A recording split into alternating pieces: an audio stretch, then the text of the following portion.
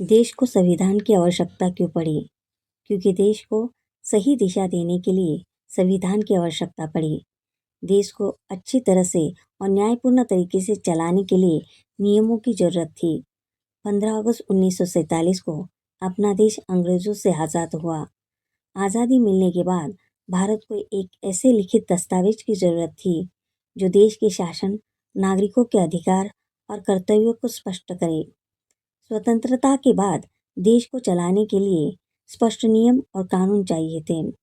देश में फैली हुई जाति व्यवस्था पर रोक लगाने के लिए और न्याय व्यवस्था को मजबूत करने के लिए हमें संविधान की आवश्यकता पड़ी। डॉक्टर बाबा साहब अम्बेडकर ने संविधान की निर्मित की। यह संविधान 26 जनवरी 1950 को पूरे देश में लागू किया गया।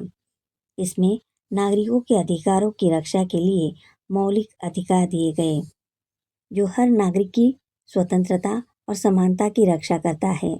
इसमें केंद्र सरकार और राज्य सरकार के बीच शक्तियों का बंटवारा करना आवश्यक था। संविधान ने स्पष्ट किया कि कौन सा विषय केंद्र के पास होगा और कौन सा राज्य के पास। हमें लोकतंत्र को मजबूत बनाने के लिए संविधान की आवश्यकता पड़ी।